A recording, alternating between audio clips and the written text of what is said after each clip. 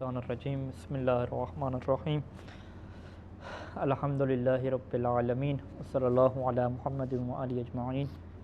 واللعنۃ الدائمۃ علی اعداء محمد وآل محمد اما بعد وفقنا اللہ وإیاکم للعلم والعمل الصالحین انشاء اللہ تعالی. والفاء للترتیب والتعقیب، ساتھ یہ جو متن ہے وہ یہاں سے ہے. ہماری گفتگو چل رہی ہے عطف نسق میں، اور عطف نسق میں انہوں نے کہا تھا کہ حروف عطفہ ہوتے ہیں. حروف عطفہ میں سے واو کے متعلق جو ہے وہ گفتگو مکمل ہوئی، اور مصنف کا نظریہ یہی بنا کہ واو کا مطلب فقط یہ ہے کہ تشریک پہ دلالت کرتی ہے، جم کے اوپر، کہ جن کے درمیان واو لگ رہی ہے یہ دونوں کیا ہے اس فعل کے اندر کیا ہیں، شریک ہیں. بس اس سے زیادہ آپ ترتیب کو ثابت کرتے ہیں یا ایک دونوں کے اکٹھا ہونے کو ثابت کرتے ہیں، اس جیسی چیزیں آپ واو کے ذریعے سے ثابت نہیں کر سکتے. آج فا کے متعلق گفتگو ہے، تو فا کے متعلق یہ کہہ رہے ہیں کہ یہ ترتیب اور تعقیب دونوں کے لیے آتی ہے. ترتیب اور تعقیب سے پہلے ایک چیز ہوتی ہے تشریک، دونوں کا شریک ہونا. وہ تو واضح ہے کہ جب آپ فا لگا رہے ہیں اور فعل ایک ہے، جاء زید فعمر، تو اس کا مطلب کیا ہے، دونوں شریک تو ہیں آنے میں. ٹھیک ہے، شریک ہونا بڑا واضح اور کلیئر سی بات ہے. اس سے ہٹ کے مزید کیا آپ کو اس سے سمجھ آتا ہے، فا کے لگانے سے یہ ترتیب جو ہے وہ سمجھ آتی ہے آپ کو کہ یہ دونوں جو ہے وہ ترتیب میں آئے ہیں. اچھا، ترتیب جو ہے وہ دو طرح کی ہوتی ہے. بعض کا ترتیب الٹ بھی ہوتی ہے کہ پہلے جو ہے وہ فا کے بعد والا آیا ہو، اور پھر کیا ہے فا سے جو پہلے والا ہے معطوف علیہ وہ آیا ہو. تو انہوں نے کہا کہ نہیں، ترتیب کے ساتھ ساتھ تعقیب بھی ہوتی ہے. تعقیب کیا مطلب، عقب و یعقب و تعقیباً، بعد میں آنا، کہ فا کے بعد جو ذکر ہوتا ہے وہ ہمیشہ آتے ہی کیا ہے، بعد میں ہے. تو لہذا ترتیب کے ساتھ ساتھ ایک چیز یہ بھی ہے کہ فا یہ بھی بیان کرتا ہے کہ میرے بعد جو آ رہا ہے وہ کیا ہے، بعد میں کیا ہے آ رہا ہے. تو لہذا اگر ہم یہ سوال اٹھائیں کہ بھئی جب ترتیب کہہ دیا تو ترتیب کا مطلب یہ ہے کہ ایک دوسرے کے بعد آ رہے ہیں، تو ممکن ہے کیونکہ کہ بھئی الٹ بھی ترتیب ہو سکتی ہے نا. ترتیب تو ترتیب ہوتی ہے، سیدھی کو بھی ترتیب کہتے ہیں اور الٹ کو بھی ترتیب کہتے ہیں. تو جب تعقیب کا لفظ کہہ دیا تو اس سے یہ ثابت ہو گیا کہ ترتیب کیا سیدھی رہے گی. ترتیب سیدھی رہے گی، یعنی کہ جو فا کے بعد آئے گا وہ ہمیشہ تعقیب یعنی بعد میں کیا آئے گا. تعقیبات بھی اسی سے ہے کہ نماز کے بعد جو چیزیں آتی ہیں. اذا قیل جاء زید فعمر، جب یہ جملہ بولا جائے جاء زید فعمر،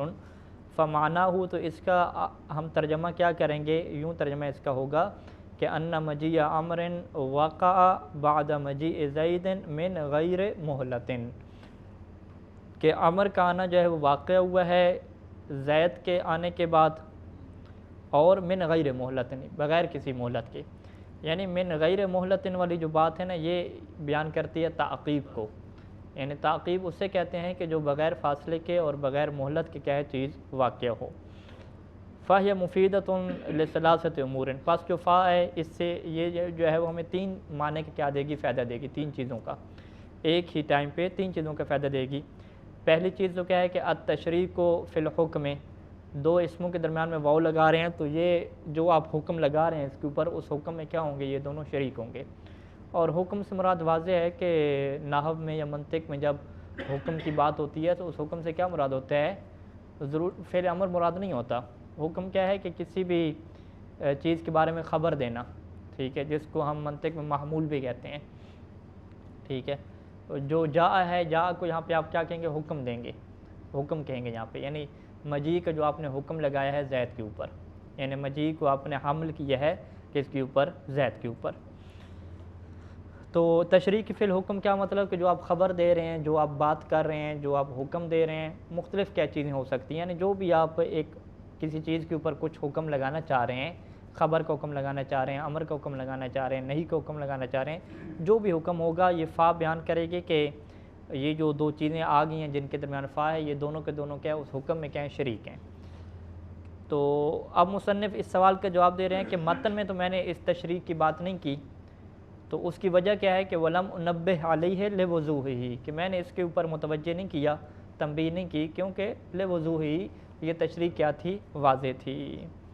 یعنی ایک دو بندوں کی ترتیب بن رہی ہے، تعقیب بن رہی ہے، اور وہ تشریک نہیں بن رہی، تو یہ کیسے ہو سکتا ہے. ٹھیک ہے، ترتیب تعقیب کا مطلب یہ ہے کہ وہ ایک کام میں شریک ہیں، تبھی تو جو ہے وہ آگے پیچھے ہو رہے ہیں.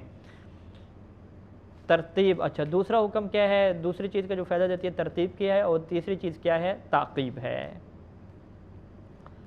وَتَعْقِيبُ كُلِّ شَيْءٍ بِحَسَبِهِ، یہاں جو تعقیب کا مطلب سمجھ آیا کہ من غیر مہلت، کہ بغیر مہلت کے جب ایک کے بعد دوسری چیز آ جاتی ہے تو اسے کیا کہا جاتا ہے، تعقیب کہا جاتی ہے۔ تو انہوں نے کہا کہ ہر چیز کی جو تعقیب ہے نا وہ اس کے حساب سے ہوگی،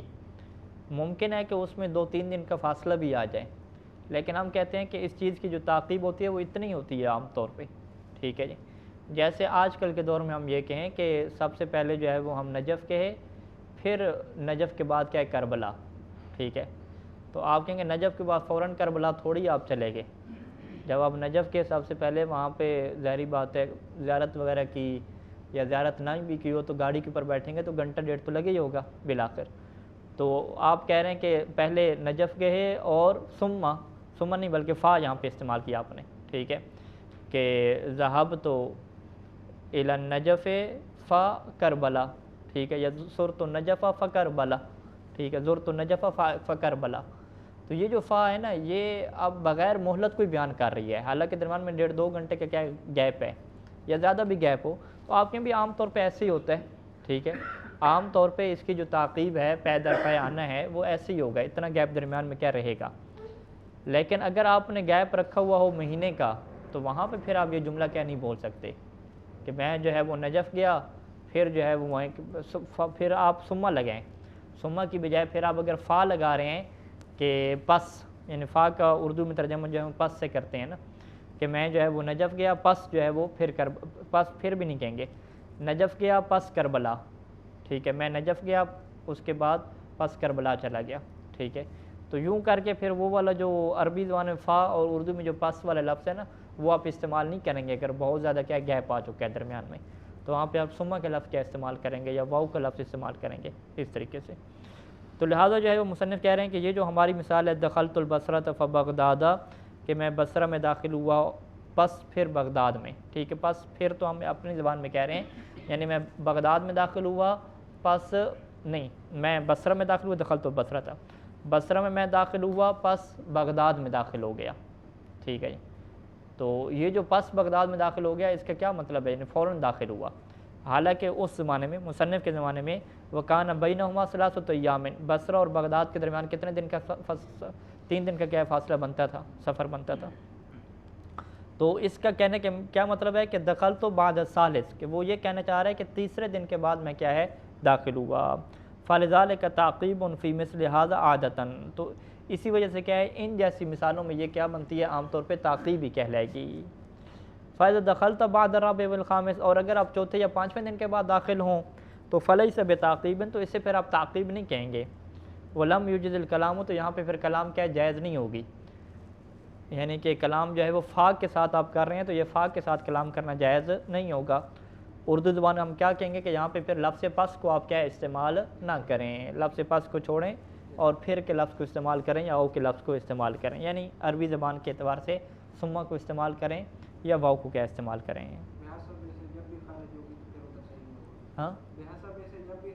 ہاں بحسب ہی عادتاً، عادتاً اور بحسب ہی جو مہلت بنتی ہے، جو درمیان میں گیپ بنتا ہے، جیسے ہی اس سے زیادہ گیپ آئے گا تو پھر پاس والا لفظ چھوڑ دیں، کہ وہاں سے آپ کیا ہے پھر ہاں بعد میں چلا گیا، ٹھیک ہے، ثم کا لفظ استعمال کریں یہ بات۔ تو یہاں سے یہ واضح ہوا کہ جو تعقیب کا مطلب ہے ان کا وہ کیا ہے کہ بغیر مہلت کے کیا ہے کسی کے بعد آ جانا، یہ مطلب ہوتا ہے تعقیب کے، اور مہلت سے مراد کیا ہے بحسب ہی ہے۔ وللفا معنی آخر وهو التسبب، فا جو ہے وہ سببیہ کے متعلق بھی گفتگو کر رہے ہیں کہ فا کا ایک اور معنی بھی ہوتا ہے جو سبب کا ہوتا ہے، وذالک غالب فی عطف الجمل، یہ فا سببیہ کا معنی عام طور پہ جملوں کے عطف کرنے کے اوپر ہوتا ہے، یعنی ابھی جو ہم مثال پڑھ رہے تھے کہ دخلت البصرۃ فبغداد یا جاء زید فعمر، اس میں فعل ہمارے پاس ایک ہی ہے جاء زید، اس کے بعد واو کے بعد دوبارہ جملہ نہیں آیا، واو کے بعد کیا ایک اسم آ گیا، یعنی اور ہماری جو ابھی ہم بحث کر رہے ہیں فا کی، کہ فا کے بعد کیا ہے ایک اسم آ گیا ہے، پورا جملہ نہیں آیا۔ بعض کا کیا ہوتے ہیں پورے جملے ہوتے ہیں، ٹھیک ہے جی، داخل زید فداخل عمر، یوں کر کے، ٹھیک ہے، پورے جملے۔ تو مصنف کہہ رہے ہیں کہ عام طور پہ جب جملوں کے اوپر عطف ہوتا ہے نا، تو وہاں پہ فا کیا دیتا ہے، غالباً سبب کا کیا معنی دیتا ہے، یعنی پہلے والا جملہ جو ہے وہ سبب بن رہا ہے دوسرے والے کیا ہے، جملے کے لیے. جیسے آپ کہتے ہیں سہا وہ بھول گیا، فسجدہ پس اس نے کیا سجدہ کیا، جملے کے اوپر عطف ہے. زنا فروجما زنا کیا پس کیا اسے رجم کیا گیا، سنگسار کیا گیا. سارقہ فقوطیا چوری کی پس اسے کیا ہے، اس کے ہاتھ کاٹے گئے. تو یہاں پہ فا سببیہ کا مطلب ہوگا، یعنی فا جو ہے وہ بیان کرے گی کہ جو فا کے بعد آ رہا ہے اس کا جو سبب بننا ہے وہ فا سے پہلے والا ہے. فتلقى آدم من ربی کلمات فتاب علیہ، کہ حضرت آدم نے اپنے رب سے جو ہے وہ کلمات سیکھ لیے، فتاب علیہ پس جو ہے وہ ان کلمات کے اوپر کیا کی، انہوں نے توبہ کی. تو یہاں پہ فا کیا ہے، سببیہ کے لیے آ گیا کہ وہ کلمات لینا سبب بن گیا حضرت آدم کی کیا ہے، توبہ کا. وَلِدَلَالَتِهَا عَلَى ذَلِكَ اُسْتُعِيرَتْ لِلرَّبْطِ فِي جواب شرط. وَلِدَلَالَتِهَا یعنی چونکہ دلالت ہوتی ہے فا کی، وَلِدَلَالَتِ الفاء عَلَى ذَلِكَ، چونکہ فا کی جو دلالت ہوتی ہے سببیت کے اوپر ہوتی ہے اور یہ سبب کو بیان کرتا ہے، اسی وجہ سے جو ہے وہ اس سے استعارہ کے طور پہ استعمال کیا جاتا ہے لِلرَّبْطِ فِي جواب شرط، کہ جب آپ شرط کا جواب ذکر کرتے ہیں تو جواب کے اوپر بھی کیا فا کو ذکر کرتے ہیں، کیونکہ جو شرط ہوتی ہے وہ بھی کیا ہوتی ہے، سبب بن رہی ہوتی ہے. تو لہذا جواب شرط میں بھی کیا فا کو استعمال کرتے ہیں. تو وہاں پہ جو فا ہوتی ہے اسے کیا کہتے ہیں کہ یہاں پہ فا عاطفہ نہیں ہے. ابھی تو ہم فا کون سی پڑھ رہے ہیں، عطف نسق والی پڑھ رہے ہیں، لیکن جو جواب شرط میں فا آتی ہے اسے پھر عطف والی نہیں کہتے، وہ جواب شرط والی ہوتی ہے. اور وہ کیوں استعمال ہوتی ہے، وہ اسی وجہ سے کہ جس طریقے سے فا عاطفہ جو ہے وہ سبب کو بیان کرتی ہے، تو اسی طریقے سے جو جواب شرط کے اوپر فا لگ رہی ہے وہ بھی کیا سبب کو بیان کر رہی ہوتی ہے. استعارہ لیا جاتا ہے، استعیرت استعارہ عاریتاً لیا جاتا ہے، یعنی کسی سے فری میں کوئی چیز استعمال کر لے لیں. میں یاتینی فانی اکرمہ، جو میرے پاس آئے گا تو میں اس کا کیا کروں گا، احترام کروں گا. تو اب کیا ہے، میرا جو احترام کرنا ہے اس بندے کا، اس کا سبب کیا بن رہا ہے کہ وہ چل کے کیا میرے پاس آیا ہے. تو یہ کیا ہے، شرط ہے پہلے من یاتینی، ٹھیک ہے، من شرطیہ ہے، من اس میں شرط ہے. تو فانی اکرمہ یہ کیا ہے، جوابی شرط ہے، اس کے اوپر کیا فا لگ گئی. ولہذا اذا قیل، اسی وجہ سے جب یہ جملہ کہا جائے کہ من دخل داری فلہ درہم، تو اس فا کو کیونکہ سبب کے طور پہ سمجھا جا رہا ہے نا، تو آپ اس سے کیا سمجھیں گے، آپ اس سے یہی سمجھیں گے کہ بھئی جو بھی اس کے گھر میں داخل ہو جائے گا تو وہ مستحق ہو جائے گا کہ آپ اسے کیا ایک درہم ملنا چاہیے، کیونکہ ایک درہم کے لیے اس نے جو سبب قرار دیا ہے اس کے گھر میں داخل ہونا قرار دیا ہے. تو لہذا جو بھی اس سبب کو پورا کرے گا اس کو کیا ہے، یہ انعام ملے گا، وہ انعام کا کیا بن جائے گا، مستحق بن جائے گا. ٹھیک ہے جی. تو لہذا اگر کوئی یہ جملہ استعمال کرتا ہے تو افاد استحقاق درہم بالدخول، تو یہ فائدہ دے گا کہ ایک بندہ مستحق کے درہم بن جائے گا، کس سبب سے، بالدخول، وہی داخل ہونے کے سبب سے، یعنی داخل ہونا سبب بنے گا استحقاق کے درہم کا. وَلَوْ حُذِفَ الْفَا، اور اگر یہاں پہ فا نہ لگاتا، وہ سیدھا کہتا ہے کہ من داخل دالی لہو درہم، ٹھیک ہے. تو احتمال ذالک، تو وہاں پہ یہ احتمال تھا، یقینی صورتحال نہیں تھی. اس نے یوں کہا کہ جو میرے گھر میں داخل ہو اس کے لیے ایک درہم ہوگا. اب اس کے لیے ایک درہم ہوگا، ممکن ہے کہ وہ مستحق بن جائے ایک درہم کا، وہ باقاعدہ مطالبہ کرے کہ بھئی آپ نے خود کہا تھا کہ جو بھی داخل ہوگا اس کو میں دوں گا. یا ممکن ہے کہ وہ مستحق نہ ہو بلکہ یہ خبر دے رہا ہو، یہ اقرار کر رہا ہو کہ میں اقرار کرتا ہوں کہ میرے پاس جو درہم پڑا ہوا ہے وہ اسی بندے کا ہوگا جو میرے گھر میں کیا داخل ہوگا. یعنی احتمال ذالک، تو یہ اسی کا بھی احتمال بنتا ہے کہ ہو سکتا ہے کہ وہ استحقاق کے درہم کی بات کر رہا ہو کہ وہ پہلے مستحق نہیں ہے، جیسے وہ داخل ہوگا مستحق بن جائے گا. واحتمل الاقرار بالدرہم الو، اور یہ بھی احتمال ہے کہ وہ اقرار کر رہا ہو کہ درہم کیا ہے، اسی کا ہی ہے، پہلے سے اسی کا ہے، بس لوگوں کو بتا رہا ہے کہ یہ درہم میرے پاس پڑا ہوا ہے تو میں آپ کو نشانی دے رہا ہوں کہ کل جو صبح میرے گھر میں آئے گا نا تو یہ درہم کیا اسی کی ہے. حقیقت میں نام نہیں ذکر کیا، بس کوڈ ورڈ میں کیا بتا دیا کہ بھائی کل جو آئے گا بندہ تو یہ اسی کی قید سامان پڑا ہوا ہے، یہ اسی کا ہے. تو اس سے مراد کیا ہے، استحقاق نہیں ہے، اس سے مراد کیا ہے، اقرار کرنا ہے کہ یہ جو میرے پاس سامان پڑا ہے یہ اسی کا ہے جو میرے کیا ہے گھر میں آ رہا ہے. تو لہذا جو ہے وہ فا نہ آنے کی وجہ سے جو ہے وہ یہاں پہ سبب کا معنی کیا ختم ہو گیا. تو اب یہاں پہ جب وہ اقرار کر رہا ہے کہ یہ درہم اس کے لیے ہے، تو اس کا یہ مطلب نہیں ہے کہ اگر وہ گھر میں داخل نہ ہو تو اس کے لیے درہم نہیں ہوگا، یہ نہیں ہے۔ اور یہ مطلب نہیں ہے کہ اس کا درہم تبھی ہوا ہے کہ جس کا سبب کیا بنا ہے، گھر میں داخل ہونا بنا ہے، کہ گھر میں داخل ہوا تو تبھی کیا ہے یہ سبب بن گیا، اور درہم کا وہ کیا بن گیا، مستحق بن گیا۔ اس سے ان کوئی لینا دینا نہیں ہے اس چیز سے کہ وہ گھر میں داخل ہو یا گھر میں داخل نہ ہو، درہم پہلے سے کیا ہے اس کا ہے۔ اگر فا ہوتی ہے تو پھر ہم یہ ثابت کرتے ہیں کہ ہاں درہم اس کا ہے نہیں، لیکن ابھی جب داخل ہوگا تو پھر کیا ہے اس کا وہ درہم کیا ہے ہو جائے گا۔ تو یہاں پہ مصنف نے کہا کہ اوپر جو عبارت ذکر کی کہ ذالک غالب فی عطف الجمل، کہ جملوں کا جب بھی عطف کیا جاتا ہے تو غالباً وہاں پہ یہ صورت حال ہمیں دیکھنے کو ملتی ہے کہ پہلے والا جملہ سبب بن رہا ہوتا ہے، دوسرے والا کیا بن رہا ہوتا ہے، مسبب بن رہا ہوتا ہے۔ وقد تخل الفاء العاطفہ للجمل عن هذا المعنى، اور کبھی کیا ہے جو فا عاطفہ ہوتی ہے جملوں کے لیے وہ خالی ہوتی ہے عن هذا المعنى، اس معنی سے، سببیت والمعنی سے کیا ہوتی ہے، خالی ہوتی ہے، یعنی وہاں پہ بس عطف والی معنی ہوتا ہے، سبب والا معنی نہیں ہوتا، کوئی عطف والا اور تعقیب والا معنی ہوتا ہے جو ہم نے بیان کیا، ترتیب اور تعقیب والا، سبب والا معنی نہیں ہوتا۔ الذی خلق فسوى، یعنی اللہ نے اس ذات نے جو ہے وہ پیدا کیا پھر اس کو کیا متوازن بنا دیا، برابر بنا دیا۔ تو یہاں پہ جو ہے وہ برابر بنانے کا سبب یہ نہیں ہے کہ اس نے کیونکہ بنایا ہے، خلق کیا ہے تو وہ اس کا یہ سبب نہیں بن رہا، بلکہ یہاں پہ کیا ہے تعقیب ہے کہ پہلے مرحلے پہ خلقت کی، خلقت کے بعد کیا ہے اسے متوازن بنایا۔ والذی قدر فہدی والذی اخرج المرعى فجعلہ غثاء احویٰ، یہ ساری چیزیں ایسی ہیں۔ قدر فہدی، جس نے جو ہے وہ تقدیر کی اور ہدایت کی، تقدیر یہاں پہ کس معنی میں آئے گا،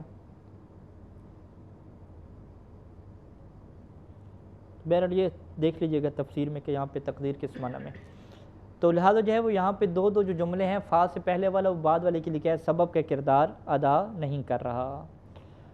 وثم، تیسرا جو ہے وہ حرف عطف و ثم ہے، وہ ترتیب کے لیے آتا ہے اور ترتیب کے ساتھ ساتھ تراخی کو کیا بیان کرتا ہے، یعنی تراخی اور تعقیب پھر ان کی اکٹھی ہو جائے گی۔ تعقیب میں تو کیا تھا فوراً آ جانا نا بغیر مہلت کے،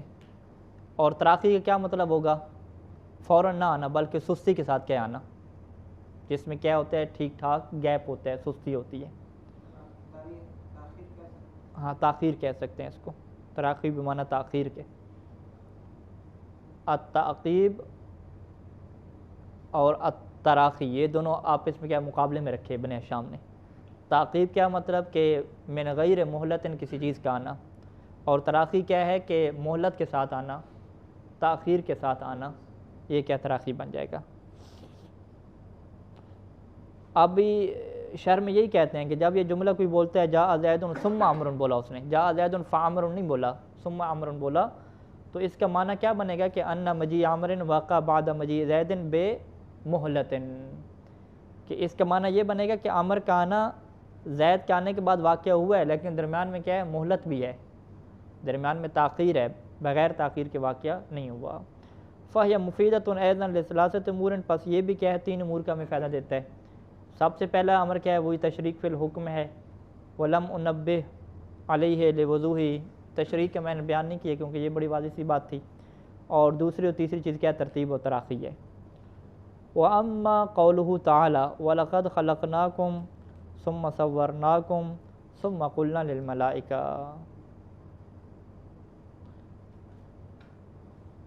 یہ جو اللہ تعالیٰ کا قول ہے کہ ہم نے تمہیں خلق کیا، پھر خلق کرنے کے بعد کیا ہے تمہاری تصویر بنائی، صورت بنائی، پھر جو ہے وہ ہم نے کیا ہے ملائکہ سے کہا، تو کیا اس میں جو ہے وہ تراخی اور مہلت ہے کہ اللہ نے پہلے خلق کیا پھر بہت عرصے بعد کیا تصویر بنائی، پھر بہت عرصے بعد تراخی ہے، تراخی نہیں ہے۔ وہ کہتے ہیں کہ ہاں تراخی ہے کیونکہ یہاں پہ جو ہے وہ تقدیر ہے، فقیلہ التقدیر، کہا گیا ہے کہ اس کی تقدیر کیا ہے کہ خلقنا آباکم، خلقناکم مراد نہیں ہے کہ تم سب کو خلق کیا، یہ مراد نہیں ہے، آباکم یعنی تمہارے والد کو خلق کیا، حضرت آدم کو، کہ حضرت آدم کو خلق کیا، ثم صورنا آباکم، ٹھیک ہے، پھر کیا ہے تمہارے جو والد تھے وہی حضرت آدم، ان کو کیا تصویر میں ڈالا، اور پھر اس کے بعد کیا ملائکہ سے کہا کہ ان کو کیا سجدہ کرو۔ تو یہاں سے جو دونوں جگہ ہیں خلقناکم ثم صورناکم، یہاں پہ جو مضاف ہے اس کو کیا کیا گیا ہے حذف کیا گیا ہے۔ ہاں جی، اس آیت کو کیوں یہاں پہ ذکر کیا؟ آپ کو کیا سمجھ آیا یہاں پہ مزید؟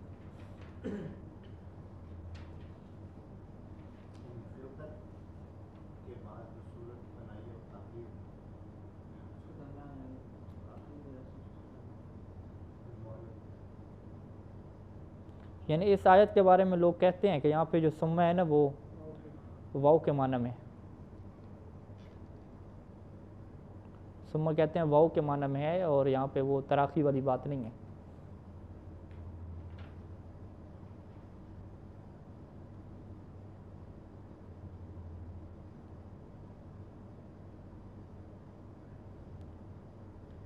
ترتیب بھی ہو سکتی ہے خلقت کے ہوں۔ پہلے سے خلق کیا، پھر شکل بنائی، پھر بنانے کے بعد میں لوگوں کے لیے نہیں معلوم کہ اس آیت کو کیوں ذکر کیا، مجھے تو نہیں واضح۔ بہرحال یہ اتنا کافی ہے۔ اللہم صلی علی محمد و علی محمد صلی اللہ علیہ محمد و علی